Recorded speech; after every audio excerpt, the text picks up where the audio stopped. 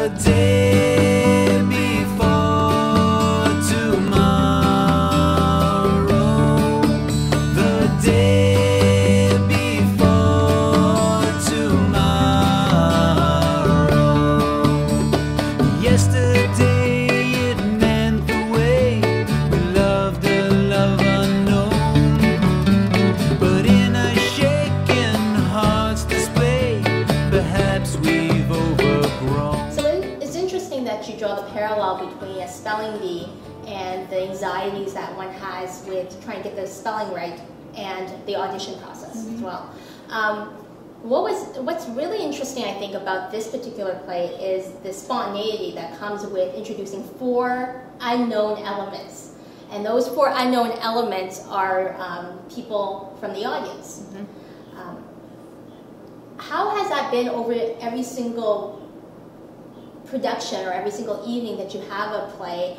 Were there any interesting moments that happened as a result of that uncertainty of 4 additional characters? It's like we're all complex individuals with all different kinds of sides. People are real people, and these audience members who are getting up on stage are real people with all different sides to them, and some of those sides are obvious in the lobby when they're coming up to the table and volunteering to be on stage and spelling, and some of them are hidden, and some of their personality traits. We have a casting director who sits out in the lobby and takes volunteers. We don't just start the show and then randomly pick people. These are people who have said they want to spell and they want to be up in front of an audience, and they want to sit and be in a show with the actors. So there's a certain element of them wanting to perform, and it's our casting director's job to sort of figure out, okay, who can handle this, who won't get up there and act too much or steal the show, or who won't get up there and be aggressive or say something argumentative, or who might fall getting up the stairs, or who's had too much to drink tonight, or all those things, or like, is this kid too small, and is it really going to hurt this kid's feelings in life if he gets up there and gets embarrassed in this spelling bee with all of these actors? Is it going to scar this kid for life? He's probably too young. So there's this whole process, but just like real people and like these characters, those volunteers have these multi-dimensional aspects too. So sometimes the best laid plans can go a little strange when they get up on stage and they start to be themselves, or get under the lights and say, like, we're acting all around them and we're quirky, and some volunteers are pulled in our direction and start to play too much and get cutesy, and some have thought, like older individuals, adults have decided to get up there and do kid voices or say cutesy things, and then others have gotten up there and they've been given instructions to sort of follow the instructions that we've all been given for the bee, which is, you must ask for a definition of the word, and you must ask for the word in a sentence, and try to do it in that order so the show can move along. And they'll just some will forget that and do it out of order, or some have deliberately just wanted to play with the system and the principle and ask wrong questions or ask them out of order to throw the bee. And so it's interesting. I mean, we have a structure and we know where we need to go, and for the most part it all works out. And the vice principal, Steve Irish, the actor, and then Rona Lisa Peretti, who's the head mistress, who's the realtor who's holding the bee and she's hosting the bee, they're very smart actors, and they know where we have to go, and they know how to improv and ad-lib to get us back where we need to go, but it's never going to always be exactly the same. The bee is never the same every night, and that's what's really fun about it. And I think it's fun for the audience to see how these people are going to act in our world, and also how we as actors react to them, and how we have to kind of shift around and make it work. And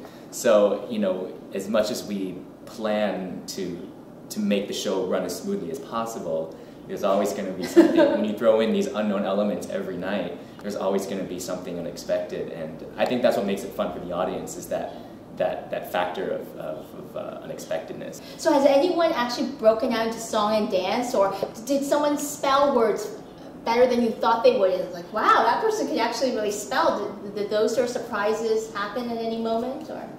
Absolutely. We had one last night who I think he intentionally gave her a hard word because it was at that point where we needed to move on. And she spelled it right. I can't remember. Do you remember what the word was?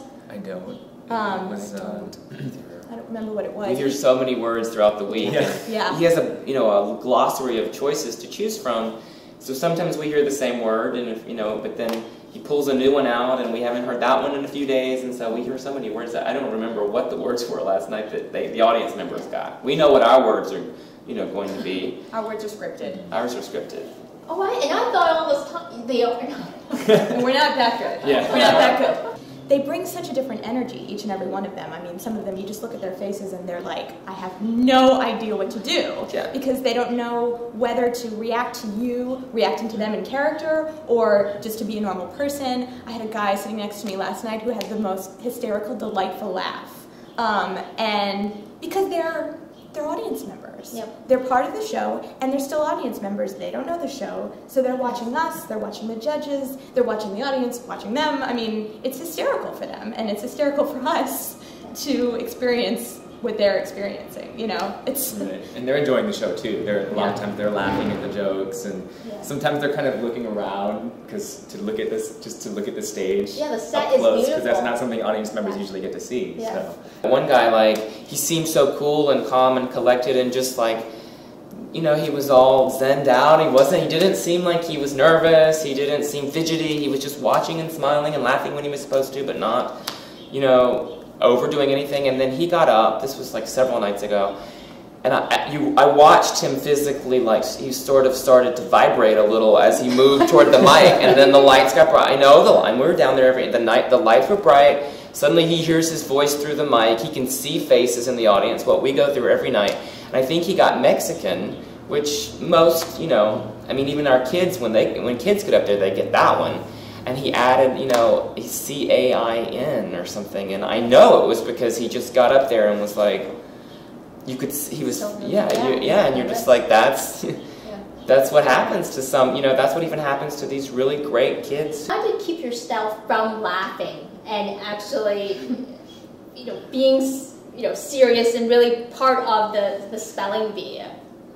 It's hard. It's hard because it's funny and it's not. It's a different humor. There's a different joke every night. Steve will throw in a word that we hadn't heard before or haven't heard in a while. Also, it's a spontaneous thing. Sometimes spontaneous, and Allison, who plays Miss Peretti, and she's making up little quips about the spellers on the spot.